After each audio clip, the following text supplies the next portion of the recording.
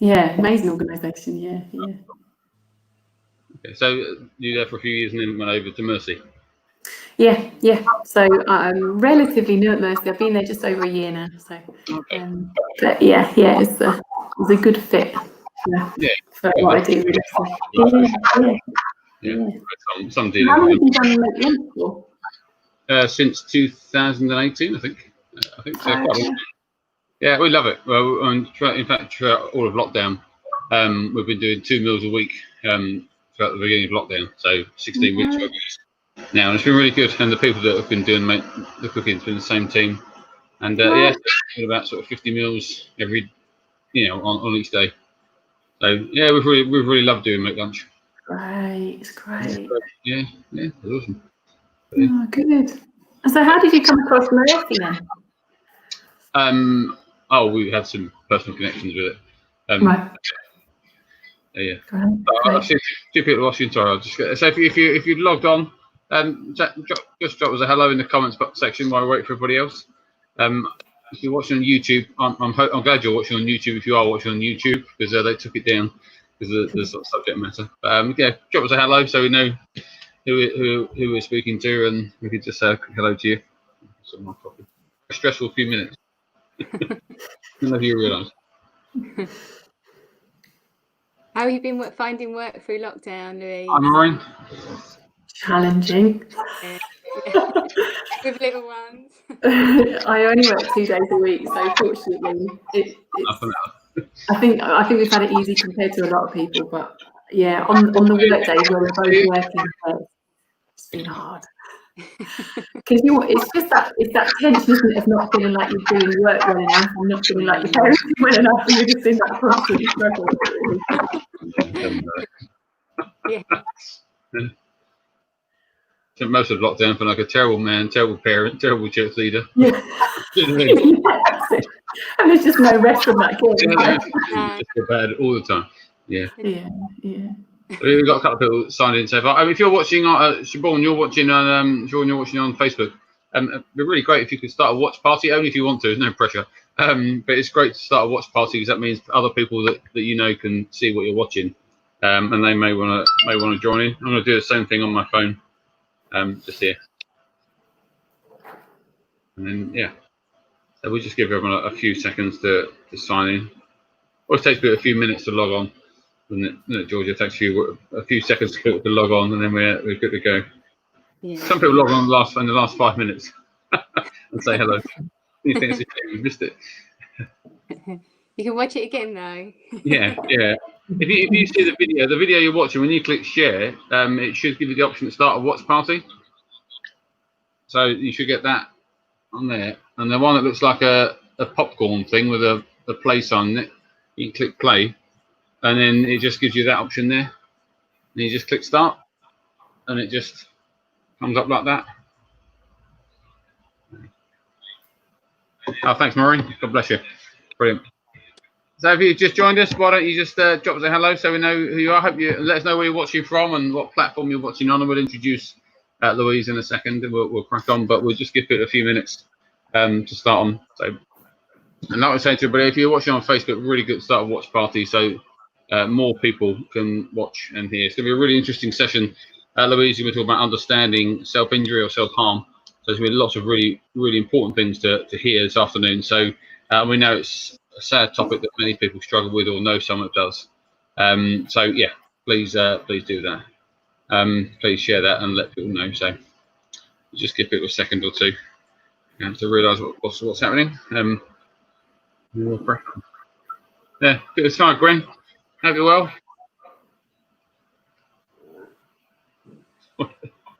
It's just terrible delays in saying something and someone writing something in the screen.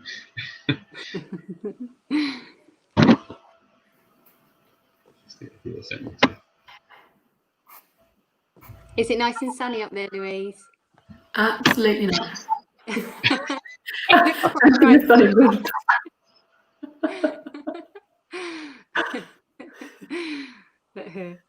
Hopefully we'll get some nice weather in the summer. It usually turns bad, doesn't it? Yeah, it does. Yeah. The kids break up. I think we've had all our good weather, haven't we? We can't really complain. Gone. Yeah.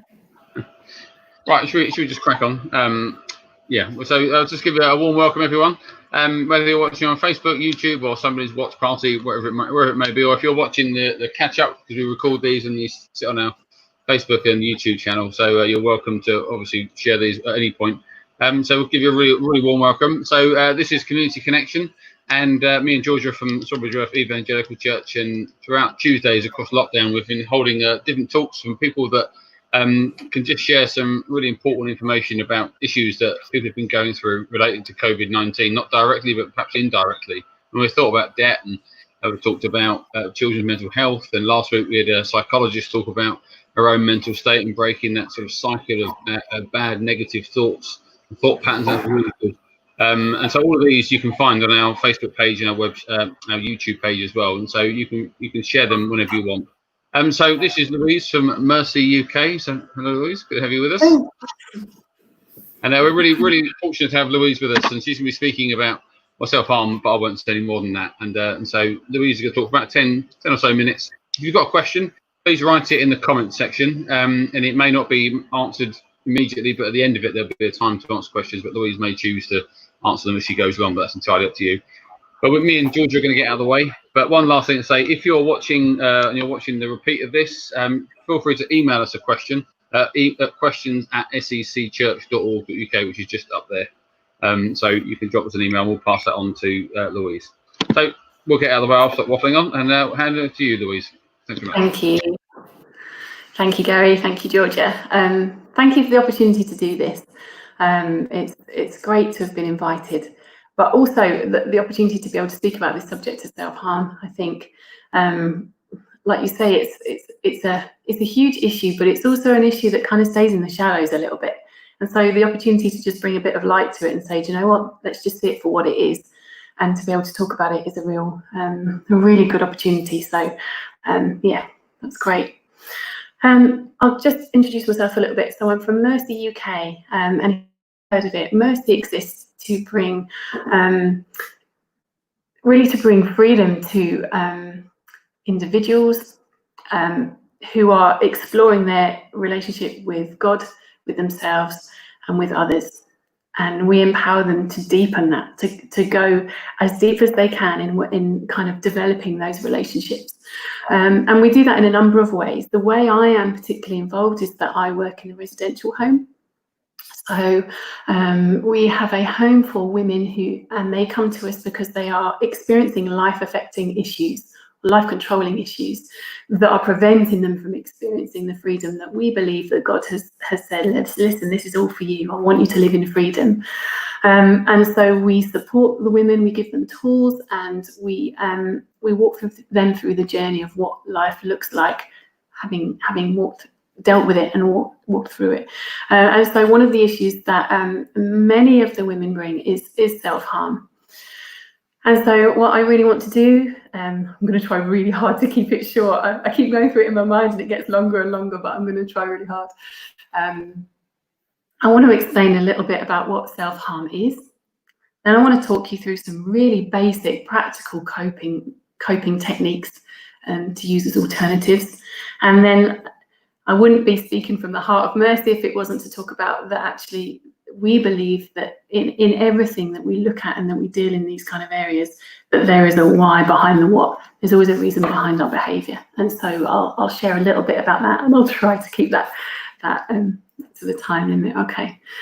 So what is self-harm? Well, effectively, it's a coping mechanism. To say it as blunt as possible, it's a coping mechanism for a number of reasons. It may be that an individual is experiencing emotional distress and they know what the emotion is, but they're just uncomfortable in being able to express it. And so it comes out in a harming way to themselves. It may be that someone has so much emotion bottled up inside them that they may not even know what those emotions are, but it's so much for them, a bit like shaking up a tin of Coke and taking the lid off and it explodes. It's that kind of sense of a build-up of emotion with nowhere to express it and nowhere to get it out healthily. It might also show itself as a form of self-punishment. And do you know, it might be that it's all three of those, or two, or whatever it is. But what we do know about someone who is harming themselves is that they are showing you that they are in emotional pain. And if there's any takeaway to take from it, that is it. There is emotional pain going on that they are unable to deal with. And I haven't really got time to talk about this, although I would love to have done is, and maybe if you contact Mercy, we can go into more detail about it, but just that I really like talking about this subject because there is so much stigma attached to self-harm. There's so much about it kept in the shadows. It's something that people do in private and in secret. There is an absolute cycle of harming, shaming, and guilt attached to it that is a spiral that you get caught in. And it's often because there is so much inside that thought of what would people think of me if it came out, or you know, any other kind of thoughts that go on with it that keep it so hidden and quiet. Research shows that there is a very clear connection between the part of the brain that processes physical pain and the part of the brain that processes emotional pain, that in fact that is the same area. And so when someone is in emotional distress, if they harm themselves by causing themselves physical pain, they experience a literal release. It's almost if it's almost like the chemicals in their brain are giving a release to the pent up stuff that's going on inside of them. It is literally that is happening for them when it takes place. And yet we know, and part of the reason I'm going to share about the alternative coping mechanisms is that it's not a healthy coping mechanism. There's loads of unhealthy coping mechanisms that we go to, particularly in lockdown, and you will have spotted that for yourself. You may be drinking a bit more. You may be exercising, over-exercising more. Whatever it is that you need to do to be able to cope with this onslaught of weird emotions that we've all been going through during this coronavirus time, and particularly if you have had a history negatively dealing with emotions and thought, oh, well, that was in the past, I've dealt with that. You know, you might have found that this time this is where it starts bottling up again because you're feeling stuff that you haven't felt for a long time before. And so that's really why it's so key to talk about, really. And so what I'd really like to start sharing is just a few coping mechanisms that we say, because actually the truth is that it's unhealthy because, number one, well, it's self-harm, it's harming yourself, and it's dangerous. You can cause yourself all kinds of lifelong scars that you'll carry forever, but that you don't need to. And let's not sugarcoat it. The reality of self-harm, whether you intend it to be or not, that it can take you to all kinds of places and even death. And so we can't cross over that. And so, you know, that's just a small byproduct. You know, it's an extremely serious thing. But there are ways to shake those roots and to say, actually, this doesn't have to be this way. One thing about self-harm is that it is often defined very much by habit. So if this is something that you're very used to doing, then there's something about almost breaking that habit. We know often that people will, if they are in that kind of habit of harming themselves, it's often done in the same place, or it's done at the same time of day, or it's kind of a premeditated, right, once I've done this, I'll do this. And there's something about being able to break that habit and say, okay, so if I know that this is when I do it and this is how I do it, I'm going to shake it up a bit. So the first thing that I'm going to suggest is, if you know that that is you and that's how you react, then I would encourage you, first thing, move out of the space. If you are in your bedroom, go down to your lounge. If you always know that you do it inside when there's no one else in the house, take yourself outside, take yourself off for a walk.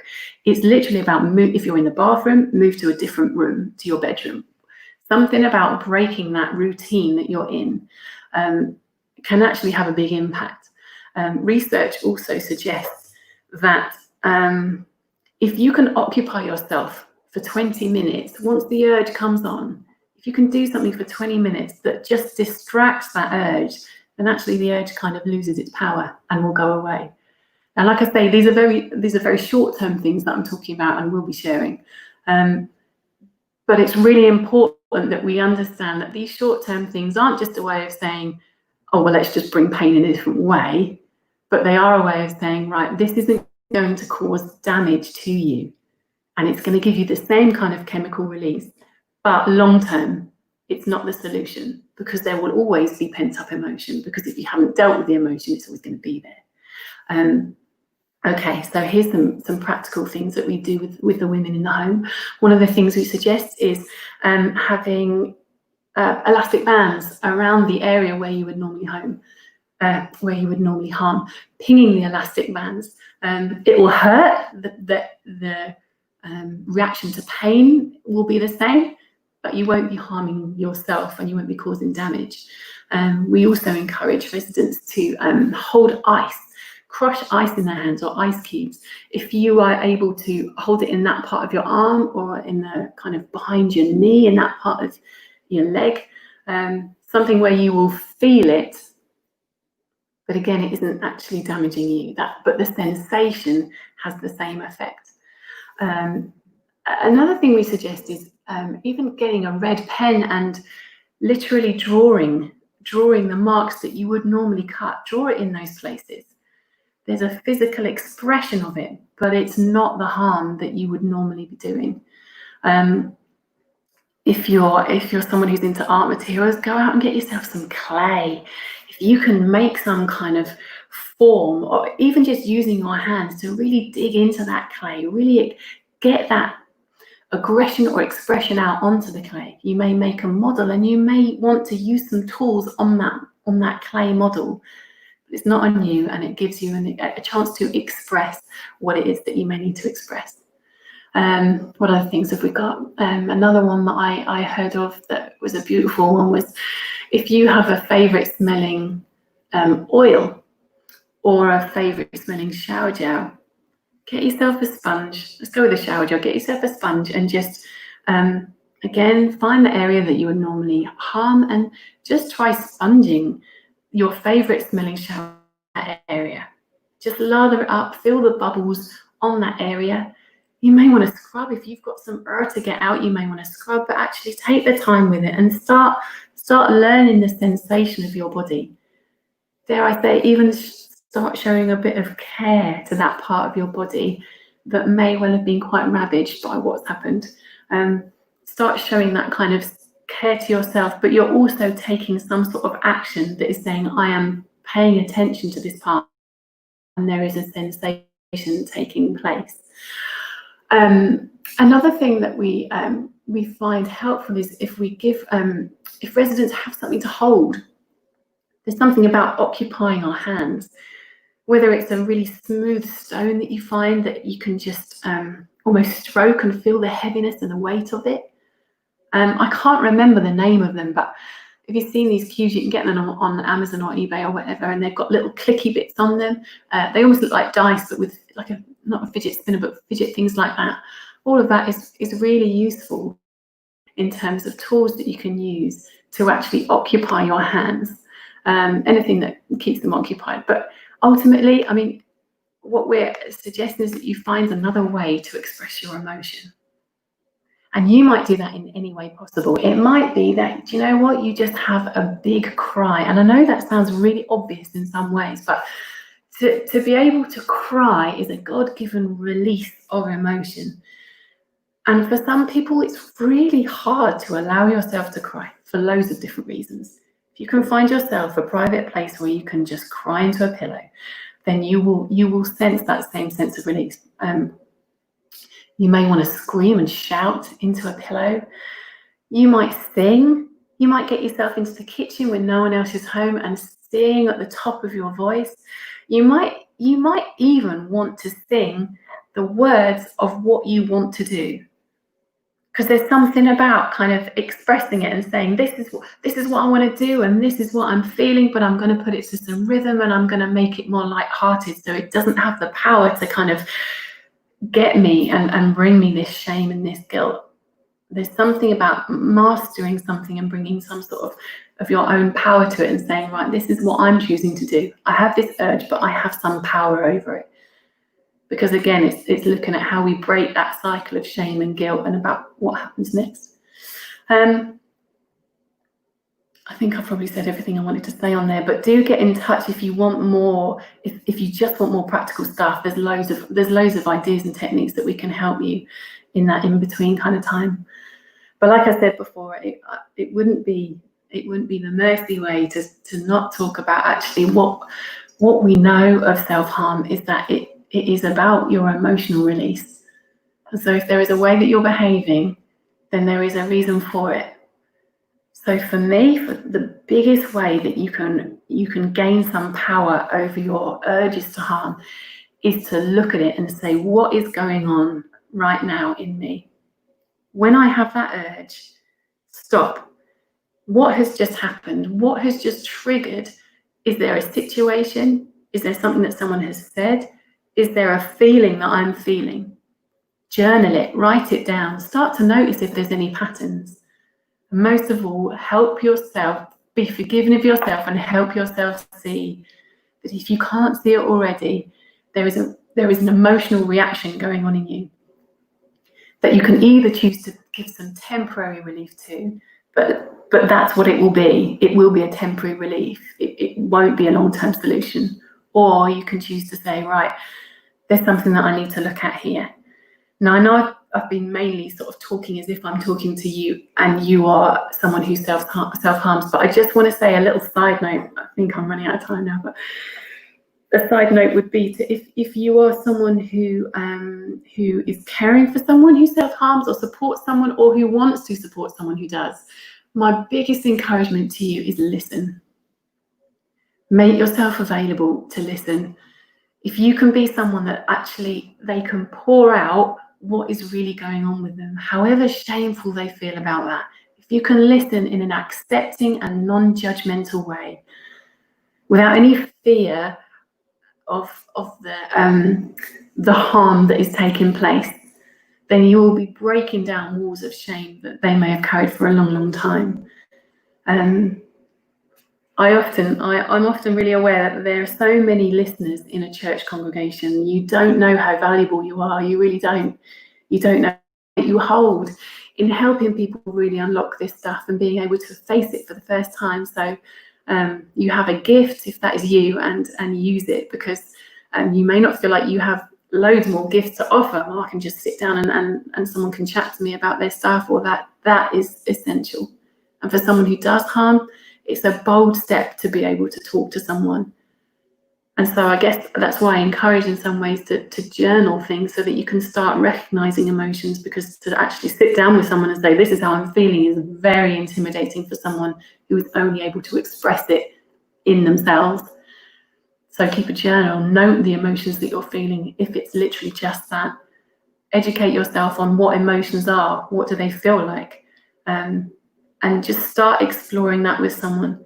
But when you can do that, there is so much power to be gained over that habit, and there is so much to be said for, right, what does freedom look like when I'm not bound to doing this and I'm expressing my emotional distress in a healthy way. And so that's huge, really. If you want more information, there are some free booklets on our website that you can download, and our support service would be more than willing to help give any more information if you'd like it. So I'll just give you the website. It's www.mercyuk.org. And if you want more information, if you want information for your church to sort of pass on to them, if you want someone to come and speak. But do you know what? If you've heard this and you're thinking, do you know, the residential home sounds like something that I might need, then take a look at that website and it will give you all the information there about how to apply and look at it. So yeah, I'm not sure how long I've gone for, but I think that's probably time. But yeah, happy to answer any questions if there are any. Brilliant. Thank you, Louise. I hope no, thanks so much. It's really brilliant to hear, and like I say, it's a huge topic, and I'm sure you could talk for a long, long time, and it would be brilliant to have had you be able to speak for a bit longer. But this is obviously sort of a high level kind of thing, but it's really some important stuff there. Just to scroll back through a few comments, and I don't know if you want to just sort of note them or respond to some of them. So Aaron wrote quite early on, about 12 minutes past one, just that sort of self-harm by using drugs wasn't recognised by a professional because it wasn't cutting himself. I don't know if is that a different category, harming yourself, I think, internally rather than, or is just sort of cutting yourself and injuring yourself quite different? I'm sorry, I've just realised that I didn't have the comments open, so I'm just having a look at that. That's right. I'll put it on the screen. No, I've done that. Hang on, it should be on the screen. Yeah, it's really interesting, isn't it? Yeah. We harm ourselves in all kinds of ways. If we're putting something into our bodies or putting something to our bodies that is causing trauma to our bodies, whatever that looks like, it's an unhealthy coping mechanism, and it's harming ourselves, isn't it? There's all sorts of names for it. I mean, we can call it self-inflicted violence, you can call it self-inflicted injury, but you're right, Erin, that it's all in the same category, and all of it has the power to keep us bound, which is not how we believe God intended for us to live. So yeah. Another probably there as well. I'll let you respond to that. Yeah, so I say for that, Siobhan, I mean, I couldn't say like I've got a different answer, but you know what, I would say that if we're looking at a short-term solution to that, then I would say if biting is your thing, then find something to bite on. Because the action of you biting on your hand is the self-damage that you want to prevent. But it also sounds like that's what happens. So that's a short-term solution. Find something that you are able to do that in a way that you can get that aggression out. But I would also encourage you, I think it's not really, but when you get that urge, there's something about, I'm not saying befriend the urge, that might sound a bit extreme, but I'm also saying, like, the urge has come. So welcome the urge and say, right, almost look at it and say, right, who are you and what are you doing and what are you trying to tell me? And if you can do that, and if you can start to write some stuff down, I don't know if writing is your thing, or if you can start to just notice, what is the pain that I am experiencing? What is the emotional pain that I'm feeling? Am I feeling rejected? Am I feeling fear? Am I feeling anger? There could be all kinds of things. Am I feeling judged? And almost record what is actually happening for you, because the key to getting through it is actually being able to identify what emotion is fueling it. So if you can look at how you might want to do that. I mean, I don't know if painting is a way forward for you at all, Siobhan, but I know that that's certainly a tool that a lot of residents use, is just going to the paint and saying, right, so what am I actually experiencing here? But what I really want to say is, I know this is an easy thing for me to say, but shame is the biggest thing that will keep you bound by it. If you can kind of bring that into your life, say, you know what, this is what I do. I write. And that's how I cope. And I'd like to swap it for something else too. So in fact, I'd like to swap it two together. And that's a really healthy thing to be able to do.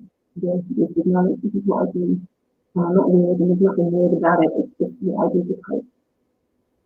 Yeah. Thank you, Aaron. Just talking about how burying things that aren't dealt with can come out in different ways. So I guess that's helpful to have in mind as well. Really helpful. If anyone's got any more questions they want to just write in the comments, feel free.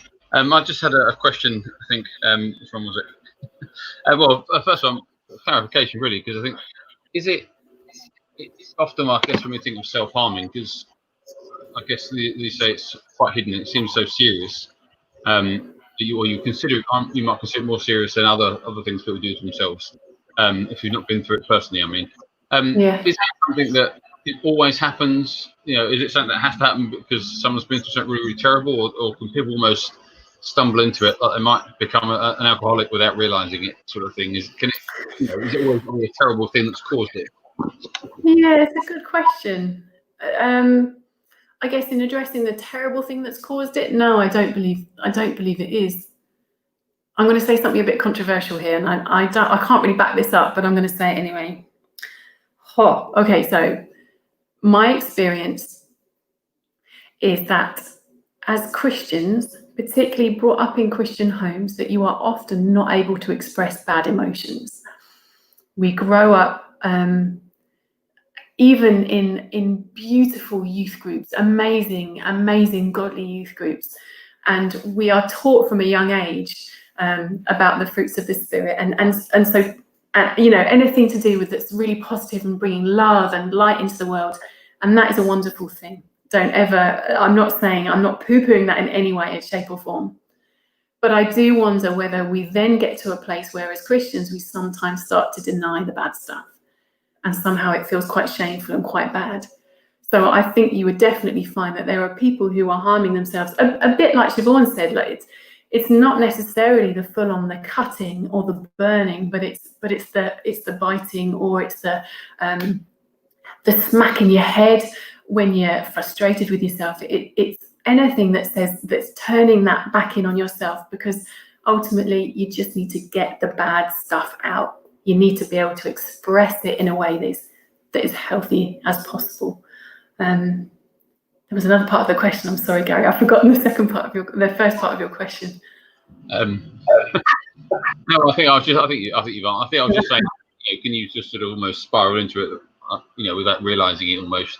Like you can drink too much, can't you? And if you don't, if it goes unchecked, you can become addicted to substance. You don't necessarily have to have had a terrible upbringing or moment to cause you to start drinking. So can it be the same with self-harming?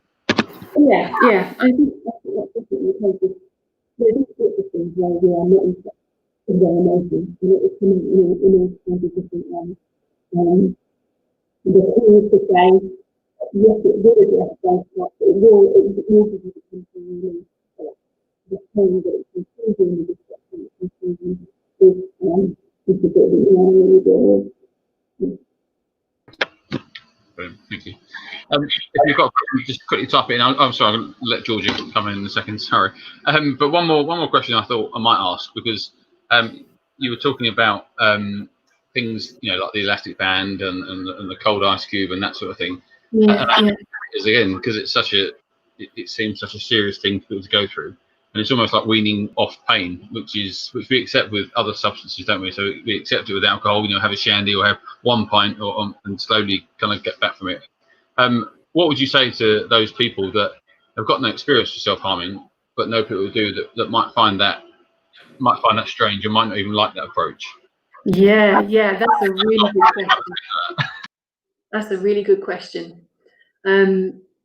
There's a couple of techniques actually that we use that I chose not to mention for that reason, because I think people can sometimes feel a bit uncomfortable with the fact that you are still introducing pain into that, and you are still in that region of causing some sort of pain to yourself.